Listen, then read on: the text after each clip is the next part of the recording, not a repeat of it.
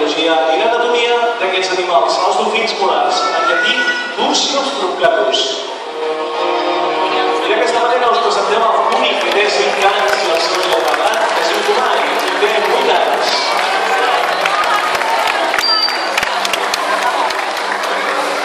Doncs amb ell i amb el seu animador Marc anem a aprendre moltes coses sobre aquests animals. I el primer que farem serà parlar del seu cos, d'anatomia. Els dofins són cetacis, igual que les balenes, els catxadors i les orques. Són cetacis odontocets. Fan servir les dents per capturar les seves preses.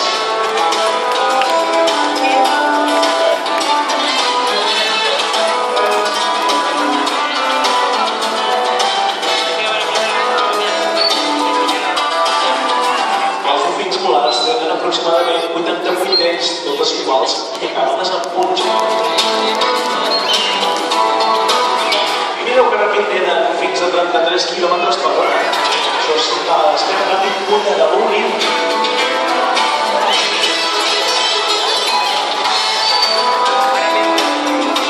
Poden tallar la superfície de l'aigua amb l'electrodorsal que fan servir com a estabilitzador. En canvi, per girar, fan servir les extremitats anteriors. Les aletes anteriors tenen forma de pala.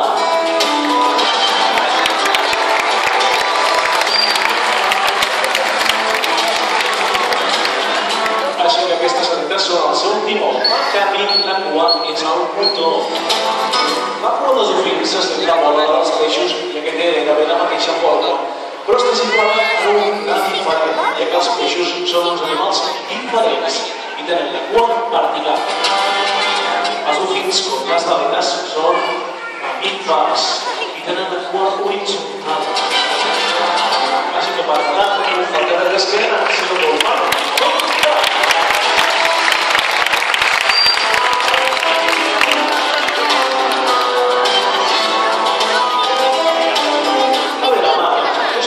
Si aquests dofins que tenim aquí són mascles o femelles, doncs el Marc us ho explica. Perquè mireu, els mascles aquí baix tenen un plec genital, dintre del qual separa el penis. A més, són durant la còpula. Al costat hi ha un plec més petitó, que és l'anus, així que els mascles tenen dues digues. El tomall també és un mascle, però ens ensenyarà que és a la mateixa zona on les femelles tenen un plec molt llarg, que és la vagina i l'anus tot junt. I als dos costats hi ha plecs petitons, dos, a la dreta i a l'esquerra, que són els mugrons, així com fa el Cuni. Home, molt de petit.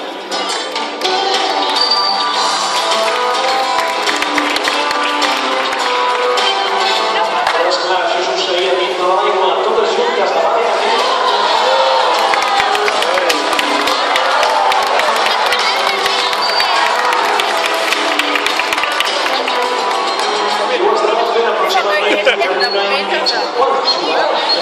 Filmar-ho?